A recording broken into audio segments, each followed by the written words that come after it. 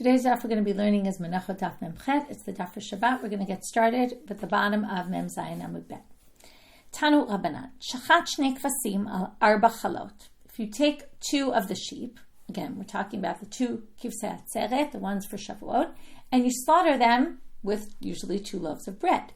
If this time you slaughter them with 4 loaves of bread, and now the issue is you have 2 extras, what do you do with them? Moshech shtayim mehen uminifan. Now, you take 2 out of the 4. Now, what we're talking about here is after the slaughtering. Okay, if you remember, there's 2 times they wave it. They waved it in the beginning. Okay, unclear. Maybe they waved all of them together, or all, both breads with the 2 sheep at 2 different points. It's unclear. But the point is, right, somehow they did all 4. Then they slaughtered. And then they now realize, we really only need 2. What do we do? So Moshech shtayim mehenu minifan, you take 2 of them and you wave them. V'hashar nechalot b'pidyon, and then you redeem the other 2. Now the problem is that we're going to now go back to the machlokah we saw yesterday between Rebbe and Rabbi Elazar and Rabbi Shimon as to did the shechita sanctify them. Now, let's talk basics.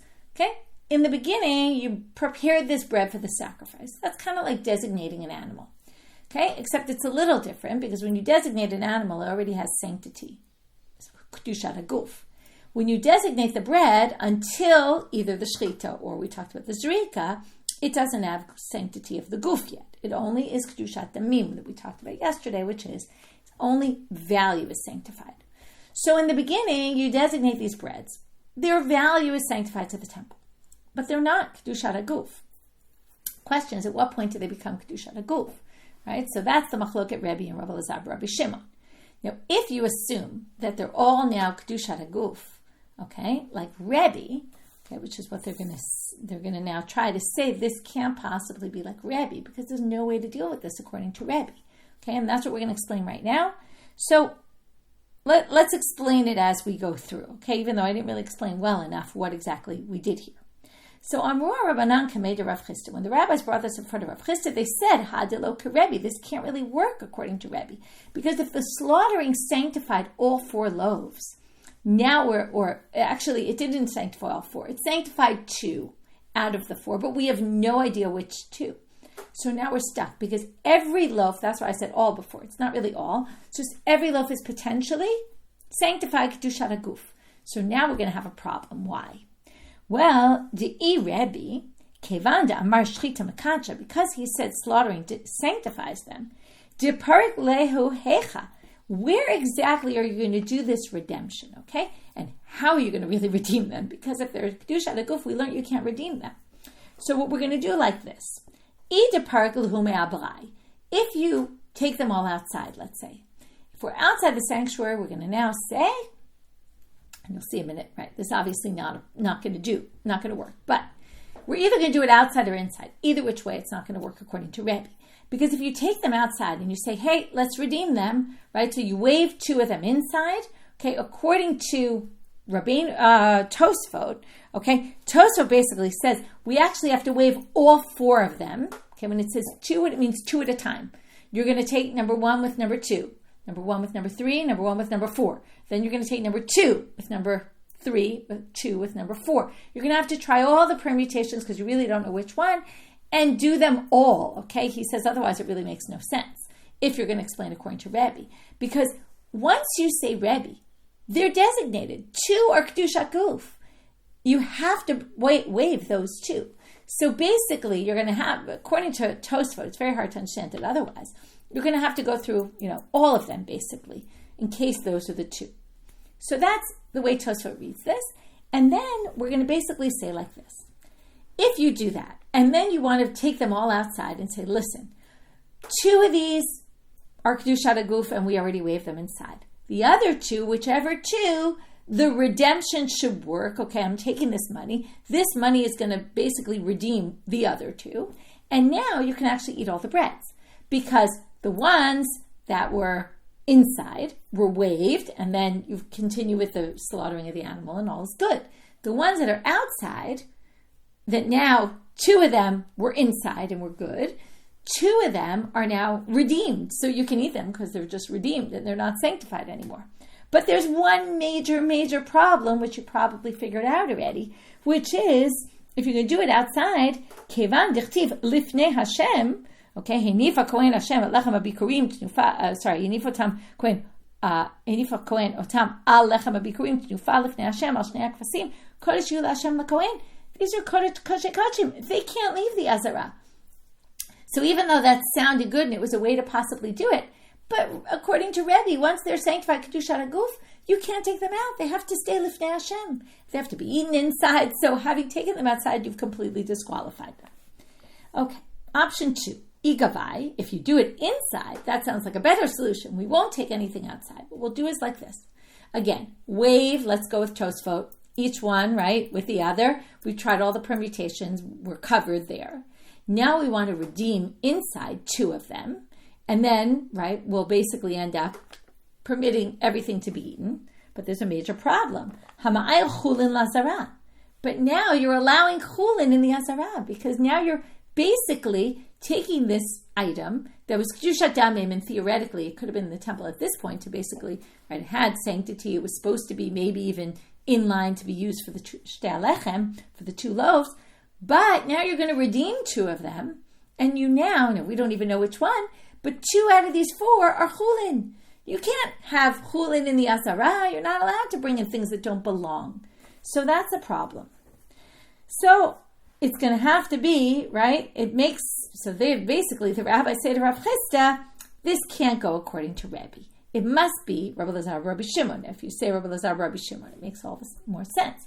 They're both kadosh kedushat haguf. It's much simpler then. Kedushat damim. Only their value is sanctified at this point. They don't get sanctified until you sprinkle the blood, but we're before the sprinkling of the blood. So what are you going to do? Very simply. 2 you're going to waive. You're going to designate those as the 2. The other 2 still have the sanctity of kedushat damim because they were designated. You redeem it on money, and then you basically, right, you can even take them outside at that point because, right, they weren't sanctified kedushat haguf, so it's no problem. Okay. But Amar lahu Rav Chisda said, no, la'olam ki Rebbe. I'm going to explain this according to Rebbe. You'll see. Uparik lu gavai, and you can even redeem them inside. Okay, you don't do them outside. That for sure is disqualified because you're going to disqualify the 2 that are kedushat haguf. But chulin mimela kahavia, and this isn't a problem. You're not allowed to bring in chulin la'azara. But if they become chulin, that's fine. They're already in the azara. They were taken into the azara fair and square, right? They were part of this korban. So when they turn into chulin, that's not such a problem. Okay. Okay. So that's the way they explain it. So Rav Chisda comes up with a way to explain this braita even according to Rebbe. Now, Amarle Ravina le Rav Ashi, Hatanya, but doesn't it say in the braita, Kishu podan ein podan ela b'chutz? When you redeem them outside. So that seems to go against the way we just explained it according to Rebbe. To which the answer is very simple. Havadai Rabbi Lazar Rabbi Shimon. That braita is definitely Rabbi Lazar Rabbi Shimon, but it doesn't mean there are braitas. Okay, our braita, where it explained exactly what you're supposed to do, take 2 and waive them, take the rest and eat them after you redeem them, that theoretically could be taking place inside and could be according to Rebbe. And the one that says, do it outside, that's Rabbi Lazar Rabbi Shimon. To Rebbe, ha'ifsalu b'pasalu b'yotzei, because if it was Rebbe, there's no way you could redeem them outside because they'd be disqualified by removing them from the azara. Amarle Rav Acha Berei Rava le Rav Ashi. Now Rav Acha Berei de Rava comes to Rav Ashi and says to him, let's go back to the original braita. We're going to use that braita again that said you slaughtered 2 with 4 loaves. What do? Waive 2, and then the rest you can eat after you redeem them. So this seems to contradict something Rabbi Yochanan said. Mehadi Itmar, from what it says here. Toda sheshachata al shmonim chalot. Now we're making a comparison, the shtei alechem with the breads, right? The shnei kivsei atzeret, the 2 sheep with the breads, to the animal with the 40 loaves. And in our case, we did double the amount of bread. There we're going to have double the amount of loaves. And we're going to see the halacha is not the same according to Rabbi Yochanan.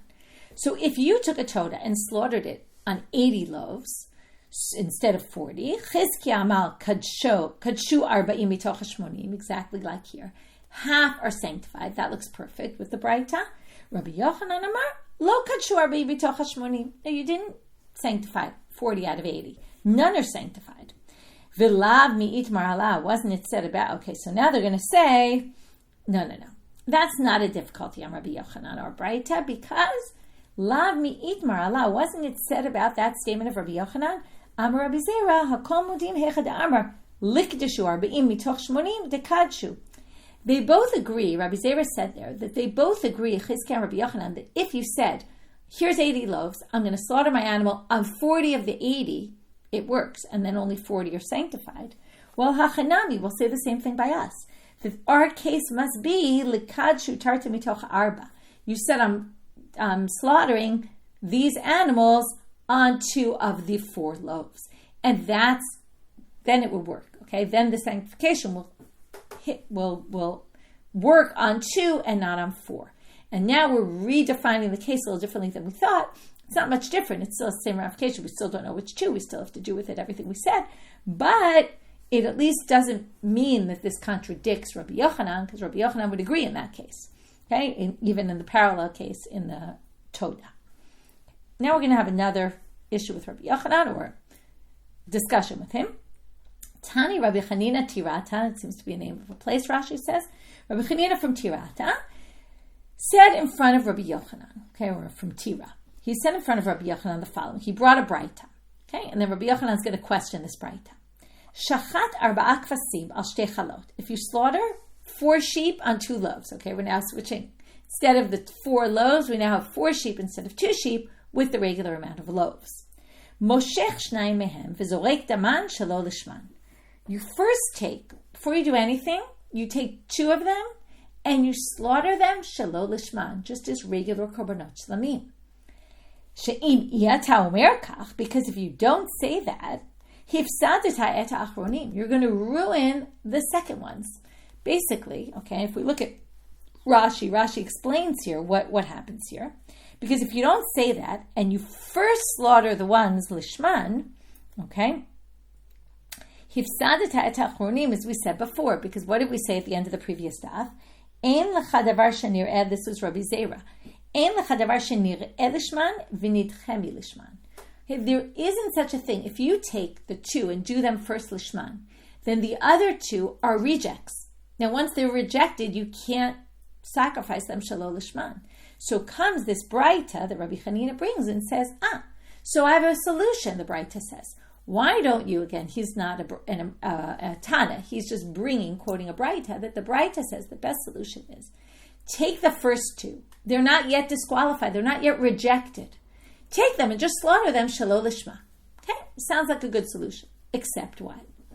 Well, maybe slaughtering shelo lishma is not actually permitted, right? Who said you could lechatchila from the get-go just go and do some shelo lishma? So that's what Rabbi Yochanan said. Amar lo Rabbi Yochanan, v'chi omrim lo la'adam amod v'chata b'shvil shetizkeh. Wait a minute. What's the issue? Why are you doing this?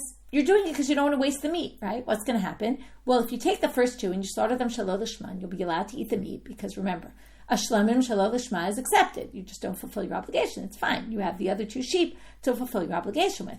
Then you bring the other 2 sheep, and those the kohanim can eat. So we're good, right? No meat went to waste. He's saying, wait, but we're going to let you commit a sin to allow the meat not to go to waste, right? Who says you could do a sin? No, Rabbi Yochanan says it's forbidden to take a korban that's designated as one thing and offer it up for something else. So here we have, it's designated as a korban shlamim for a shalmei atzeret for Shavuot.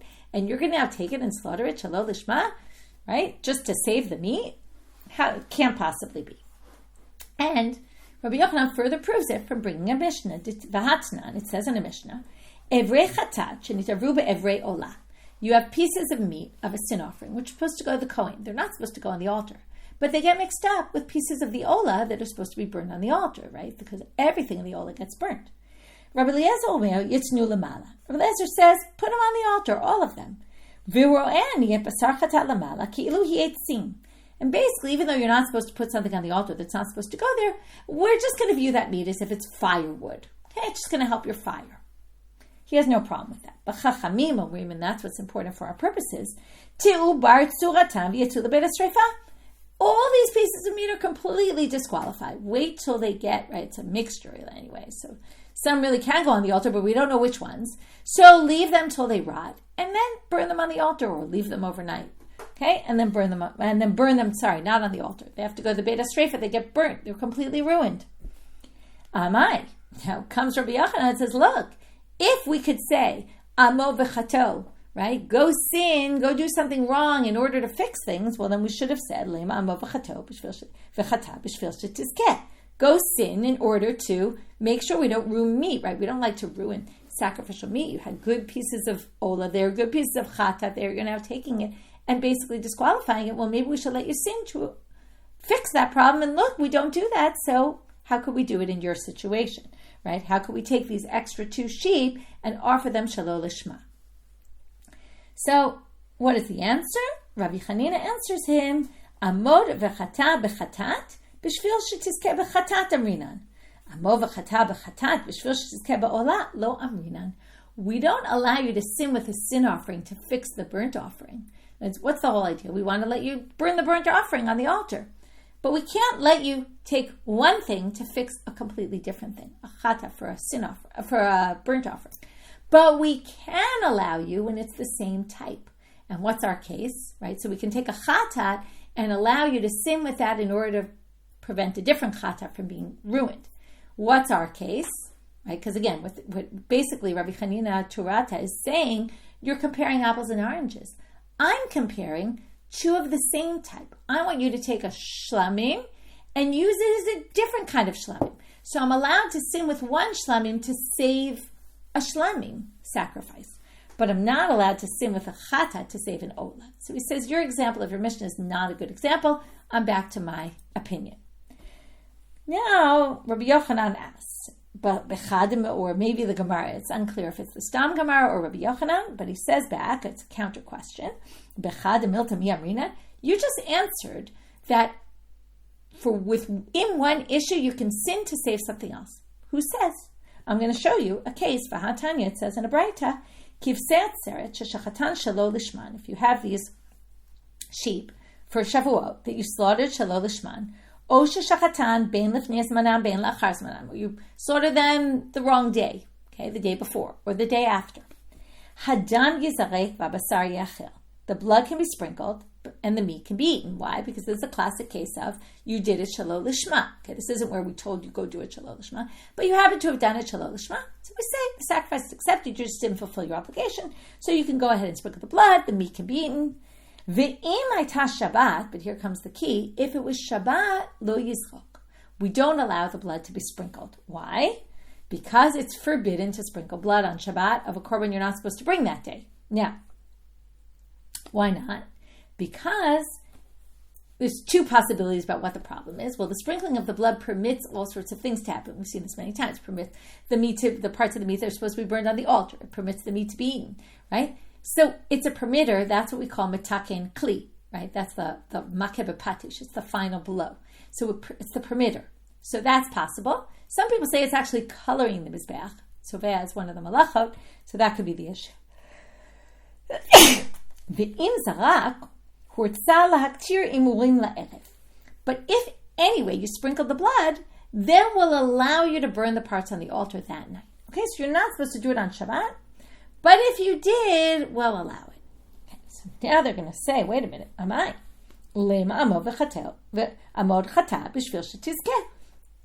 don't we tell you, go ahead and sin, bring this sacrifice, sprinkle the blood on Shabbat to permit the meat or the imurim to be burned and the meat to be eaten, right? But we don't say that, even though this is all within the same topic. We're basically allowing you to override Shabbat, or we're suggesting should be able to override Shabbat to sprinkle the blood of this sacrifice in order to permit itself, right, the meat to be eaten and the parts to be burned on the altar. So why don't we only say, well, if you did it anyway, we'll let it, but why don't we just say, let's let you sin?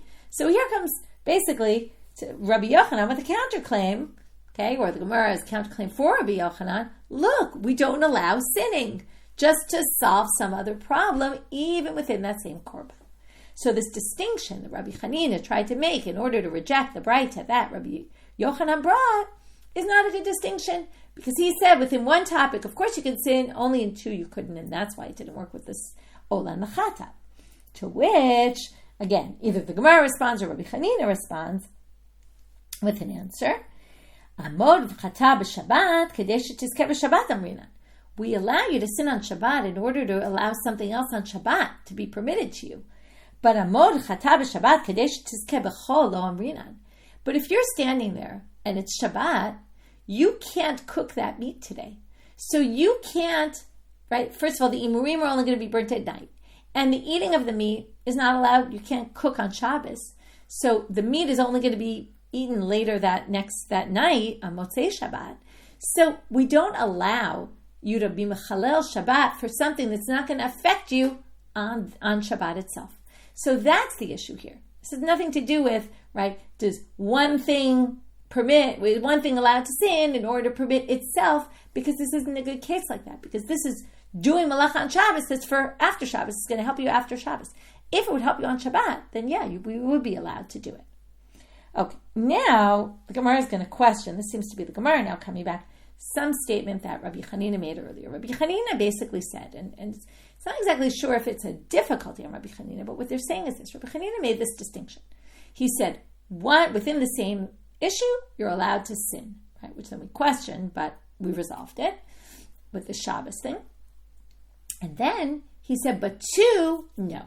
Right? He said, I draw the line there, right? That was after Rabbi Yochanan's question. So he says, yeah, I agree with you about two things. For sure, you're not going to be allowed to sin in one to permit the other. But comes the Gemara and says, why not? Okay, this is like certainly not Rabbi Yochanan, who thinks you can't sin at all. Even Rabbi Chanina, Tirata, limited it. So now we have to say, why limit it? Look, two different things, okay, betarte mile lo amrina, we don't say you can sin in one in order to permit the other. Look, we're now going to have the two different things, just so you have in your mind, are going to be truma and chulin, okay? Truma, that's for Kohanim only, and chulin, which are for everybody. And now we're going to see what the issue is. V'hatnan, it says in a Mishnah, okay, it's a Mishnah in Trumot, chavit shel truma shenishbera begat ha'elyona. I don't know if you remember the way these wine presses work, but there's the part at the top where people trample on the grapes, and then, or tread on the grapes, or there's a beam that treads on them, and then it drips down into a pit. And that's where the wine gets collected. So you have them in the upper part. Ubetachtona, and in the bottom part, you have chulin tmein. You have chulin, which is impure. Okay? And at the top, you have a barrel of truma that basically broke in the Gad Ha'elyona. Okay, so it breaks. It starts spilling into Gad Ha'elyona, and from the Gad Ha'elyona, it's going to trickle down to the Gad Ha'tachtona. Now, the top is truma, which is totally fine. It's pure. The bottom is chulin, which are impure. Now, chulin, which are impure, are kind of fine.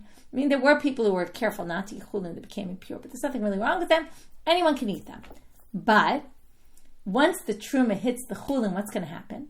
The truma is going to become impure, and then it's going to be mixed in with chulin, and because it gets mixed in, it's going to become impure. Because it hits tamei stuff, it's going to become impure. And now you're going to have to burn or ruin, right? Destroy everything in there. The chulin is going to go to complete waste. So now the question is, you allowed to sin to save that chulin? Okay, that's what we're going to really try to figure out. But first, we're going to talk about a different scenario, which is Modeh Rabbi Eliezer v'Rabbi Yeshua. Now, the issue is like this: can you? Right now, you're standing by this wine press. The barrel starts spilling into the wine press. You want to stop it from going. So basically, you can figure out that time is of the essence because it's going to trickle down because there's a hole from the top part of the wine press that trickles down to the bottom. And in the bottom is this chulin tmein. As soon as the truma hits, it's going to ruin it. So you want to quickly stop that wine. What's the problem? The problem is that you only have impure vessels around. So now, you're not allowed to make truma impure on purpose. So the question is, can you stick your impure bowl under, by where it's trickling out, catch whatever's coming out, but in the process, you're making the truma impure. So comes Rabbi Eliezer and he says, and Rabbi Yeshua, both of them agree.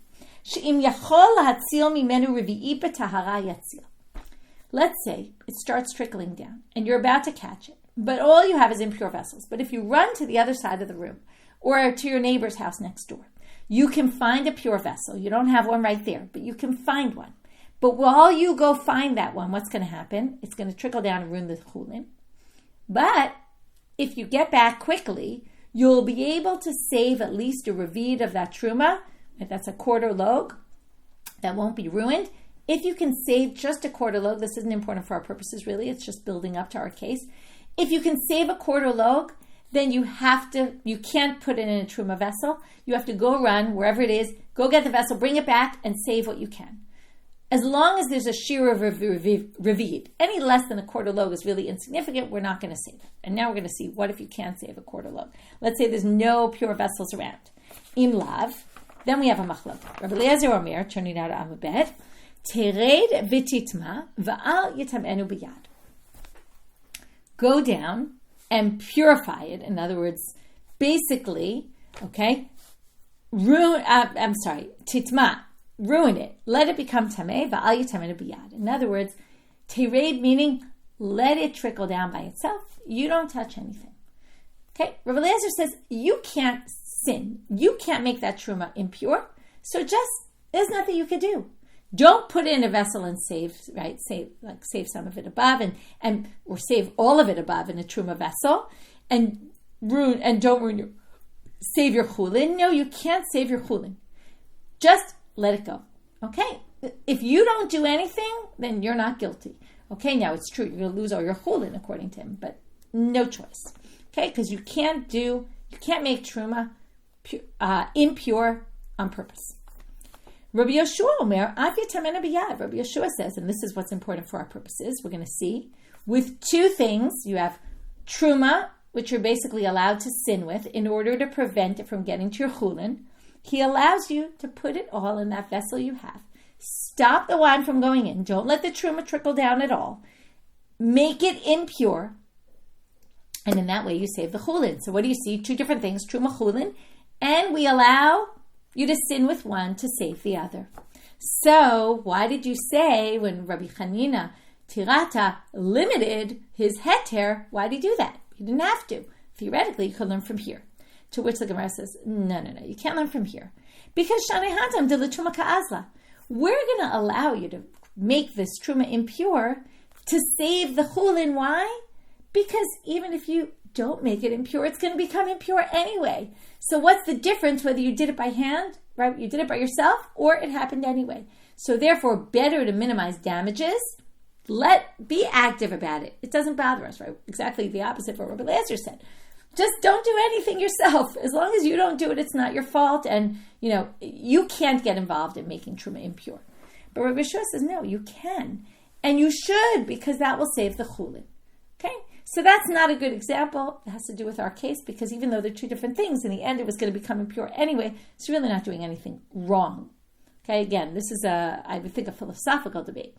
If you stand by and watch something go wrong and don't prevent it, is that kind of the same as doing it yourself or not? Right? Rabbi Eliezer thinks it's not the same as doing it yourself. Better to just stand by silently, don't do anything. Rabbi Yeshua says, look, it's all one and the same. It's going to become impure anyway, so you may as well save your chulin. Okay, Ki'ata Rav Yitzchak Tani. When Rav Yitzchak came, he brought the following braita. Okay, so we started with our case, just to review a little. 2 kvasim with 4 chalot. We dealt with that case.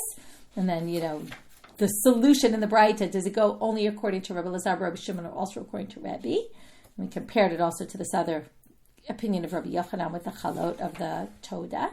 Then we have this braita of Rabbi Chanina Tirata about 4 sheep with 2 loaves, the opposite case. Now Rabbi Yitzchak is going to bring a braita. Kivsei atzeret sheshachatan shelo kemitzvatan. If you slaughtered the kivsei atzeret not properly. So Rashi says either we mean, this first lashon seems to prefer it is shelo lishma. Okay, you did it shelo lishma, the sake of the wrong korban. And some people think it's the wrong age.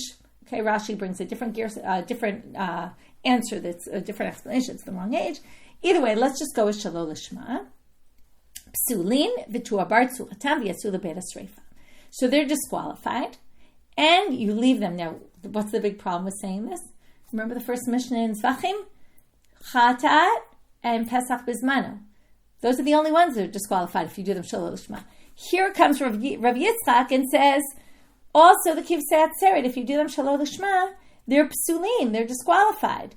and to Abar Tzuratam, which is a little bit of a question, why then do you have to wait till to Abar Tzuratam? If they're really disqualified, they should just right away get burned, okay, and they're ruined.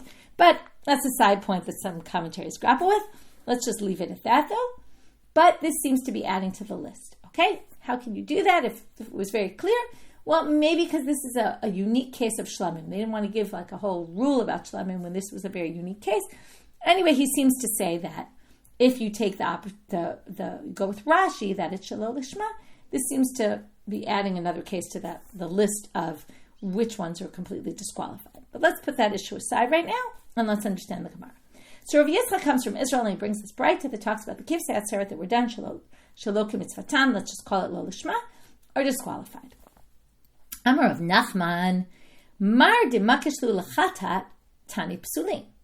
Well, how did he get this? Well, there's a pasuk in Vayikra chapter 23 where it talks about the kivsei atzeret, and in that same pasuk it talks about the series imachad lachatat.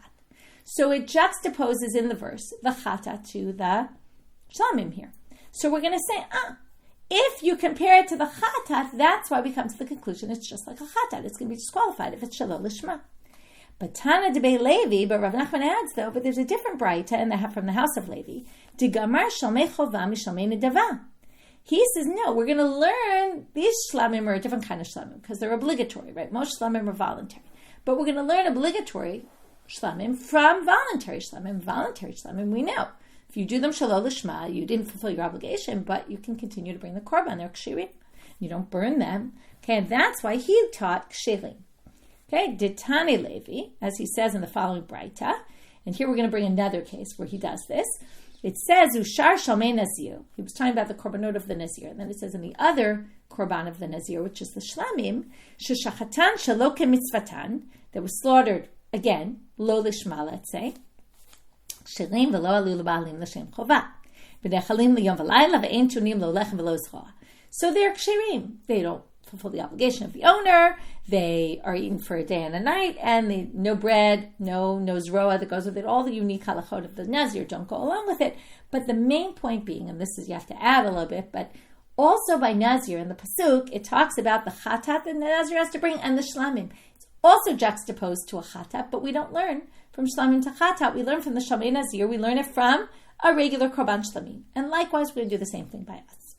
Okay, so we seem to have this debate between Levi, according to Rav Nachman, and Rav Yitzchak, who brought this braita, about whether there's two Tannaitic opinions, whether the shalmei, the kivsei atzeret that were done shalol lishma, are they disqualified or not disqualified? So Meitivli. Now we're going to have an opinion against Rav Yitzchak. Braita. Asham ben shana, vehevi ben shtayim. What if you have an asham that's supposed to be 1 year old, and you brought a 2-year-old asham? Okay, I'll give you some background, which is the asham nazir and the asham matzor are supposed to be 1 year olds. The asham me'ilod and asham gzelod, those are two other kind of ashams, supposed to be a 2-year-old. Okay, one is a sheep and one is a ram. A ram is basically a 2-year sheep. So if you have an asham ben shana and you brought a ben shtayim, or you have an asham that was supposed to be a ben shtayim and you brought hevi ben shana, psulim v'tu abar tzuratam v'yetzu lebeit hasreifa. They're disqualified. Again, same thing here. You have to wait till they get ruined, and then, or leave them overnight, and then they get burned. Aval olat nazir v'olat yoledet v'olat mitzora shayu b'nei shtei shanim ushchatan ksherim. But if you have an ola that was an obligatory ola, like a nazir, a yoledet, or a mitzora, a leper, then that they were supposed to be 2 years, and you brought them, the ayu b'nei shtei shanim ushchatan, they were supposed to be 1 year, and you brought a 2-year-old one, ksherim. Okay, those are fine. So the asham, you bring the wrong year, it's disqualified. The ola, it's fine. Klalo shel davar, what's the rule? Kol kasher ba'olat nedava, kasher ba'olat chova. Whatever works for a voluntary ola also works for an obligatory ola.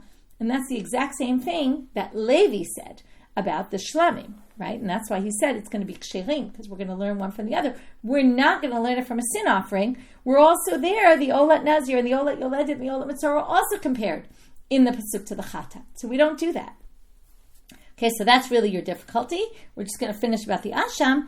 Kol pasul b'chatat, pasul b'asham, chutz mishalo lishmo. And all the disqualifications of a chatat, like for example, the age, which is disqualification, is going to also be a disqualification in the asham. other than lo lishma, which again, only according to Rabbi Eliezer, if you remember, the asham was like the chatat. But according to this opinion, no, just the issue of lo lishma, it's not, but everything else, yes. Okay, but the main point being that here you have a braita that says that the olat nedava, we're going to learn, the olat chova, the obligatory ola, we're going to learn from an olat nedava. If it was done shelo lishma, it's going to be fine. Same thing that Levi did, but completely against Rav Yitzchak. To which, because Rav Yitzchak says we do the hekesh to the chatat. We don't do that here. So obviously they're going to say, hi Tana debe Levi, who, okay, that braita is written by a Tana from the house of Levi, so don't ask a question on that. Okay, Tashma. Now we're going to have a difficulty on Rav Nachman's understanding of Levi. Ditane Levi says in a braita of Levi, Asham Nazir v'Asham Metzora sheshachatan shelo lishma. You have an Asham of a Nazir or an Asham Metzora, a leper, that you slaughtered shelo lishma, ksherim v'lo alu l'balim l'shem chova. Okay, they're fine. They just you didn't fulfill your obligation, but they continue to be brought. Shchata mechusar zman bebaalim. If you slaughtered them before the owner was supposed to bring it, like day 6 instead of day 8. Oh, shayu b'nei shtei shanim u'shchatan psulim. Or if they were 2 years old and you slaughtered them, they're going to be disqualified. Now, what did he explain Levi saying, right? We're going to learn Shalmei Chovah from Shalmei Netava. So im ita ligmar mishlamim. Now, what he says is, why didn't we learn Asham from Shlamim? Okay, there's a bit of a strange question, okay? I'm not exactly sure why it's such a strong question. But they're saying we assume that we're going to learn the Asham from the Shlamim, and just like the Shlamim we said, if it's brought shelo lishman, right, and it's kshirim, if it's mechusar zman, if it's the wrong year, right, we're going to accept it anyway. So why don't we learn it from Shlamim? Okay, I just want to check one thing. Right. So they say here, Ita, if Rashi says, Digamar Tana debe Levi chova minidava, then we should learn the Asham ben Shtei Shanim from a Shlamim of Nidava. What they're basically saying is if you're going to have this model of learning Olat Chova from Olat Nidava and Olat Shlamim Chova from Shlamim Nidava, since Asham doesn't have any Nidava, there is no voluntary, but wouldn't you just assume that we learn Asham Chova from a Shalmei Nidava? That's what we would assume you would learn. And Shlamim and Nidava can come with a 2-year-old animal, so even though this Asham is supposed to be 1 year and you brought it from a 2-year, it should still be valid. To which the Gemara answers, no. Okay, this is what you would have thought. Shlamim mishlamim gamar, Asham mishlamim lo gamar. No, Levi learns Asham from Asham, not from Shlamim. In other words, he would say, Shlamim from Shlamim is learned. That was his whole theory. We're going to learn this case of the Shalmei Chova, the Shalmei Atzeret, from a regular Shlamim. But we're not going to learn Asham from Shlamim, because there's no reason to think that. V'i gamar Shlamim mishlamim, ligmar nami Asham Asham. So wait, now, this I accidentally said it before. I wasn't really supposed to. At the first point they're making here is don't try to say we should have learned Asham from Shlamim, because only Shlamim is learned from Shlamim. Shalmei Chova, obligatory ones, from voluntary ones. But Asham, that's an obligation. We're not going to learn from Shlamim, it's voluntary. So they say, okay, fine, we won't learn that, but at least we should learn Asham from Asham. And then what? What did we say here? If you bring an Asham the wrong age, it's disqualified. But now they say, remember what I told you, there's 2 types of Asham. Some need 1 year, and some need a 2-year animal, right? The Nazir and the Mitzvah need a 1 year. And the Me'ila and Gzelot, Asham Gzelot, need a 2-year. So now they say, well, Ligmar Nami, Igam or Shlamim Mishlamim, if he's going to learn something from Shlamim, he should learn Asham from Asham. Ligmar Nami Asham Asham. To which they say, right, this is what he should learn. Asham Nazir, Asham Mitzvah, Asham Gzelot, Asham Elot, or Asham Gzelot, Asham Elot, Asham Nazir, Asham Mitzvah. Either which one you bring the wrong year, it should be fine, because the other type can be brought from the other year. So, right, different age animal. So it should all be fine. But Amar Rav Shimi Barashi, Rav Shimi Barashi, no. Even if you're Levi, you're not going to learn it that way. Why? Because Danim Davao, Shalo Behechshero, Midavar Shalo Behechshero. What did we say we're going to learn? We're going to learn a Shlamim. What was our whole original limud of Levi? If you brought a Shlamim Shalo Lishman, it's a voluntary one. You did it wrong, but it's valid anyway. So we'll say the same thing for the obligatory Shlamim. That's davar that was done improperly. We're going to learn it from something else that was done improperly. We're comparing 2 equal things. But if you take an Asham Nazir that's supposed to be a 1-year-old animal, and you bring a 2-year-old animal, we're not going to say, oh, look, but since the Asham Ilot is supposed to be a 2-year animal, so that when it's done properly, it's a 2-year animal. So we'll say when this one's done improperly, we'll accept it as well. That's not the kind of drasha that Levi was doing. Levi was trying to say, if you do it wrong, it's fine. Well, then we'll say the same thing also for the obligatory one.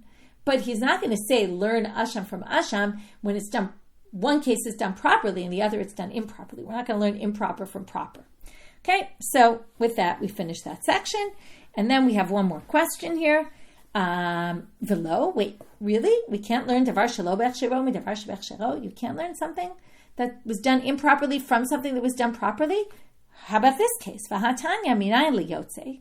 If something left the temple, the azara, the courtyard walls, she'im ala lo yered. How do you know that if it went on the altar, you leave it on? Okay, meaning it shouldn't have gone on the altar because it was disqualified. But if you put it on anyway, we saw this many times in Tzvachim, and we saw this whole sugya actually. Sharei yotze kasher b'bama. Why?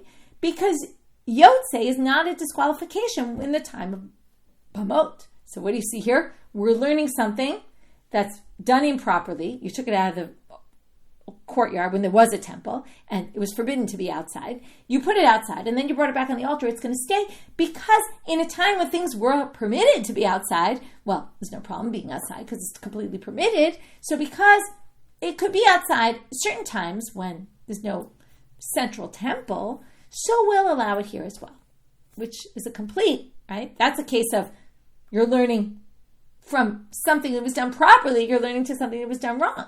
So you can do that. To which, you might remember this or not, but we'll just finish from the top of the next daf. Tana azot Torah ta'olah riba samichle. In the end, that's not really where they learn it from. Okay, they suggest learning it from there, but in the end, they learn it from a drasha. The reason why, if you put something that was yotze on the altar, you leave it on, was a drasha on the pasuk zot Torah ta'olah. From there, they learned something that went up. Olah means it goes up. Something that went up on the altar, you actually get to keep on the altar.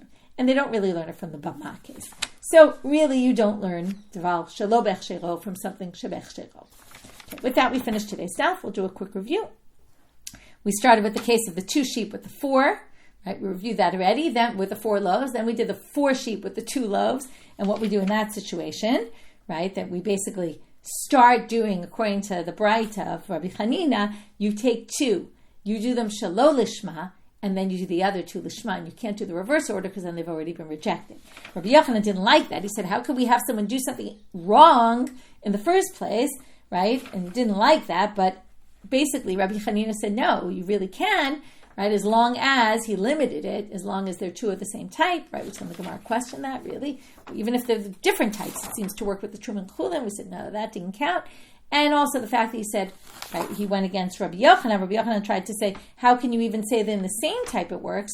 Look at the Kivsei Atzeret with right on Shabbat, and then we said, no, that's because it's Shabbat for after Shabbat. That's why we don't allow it. But normally, for the same item, we would allow you to sin, and that's why Rabbi Chanina says you really can do this here.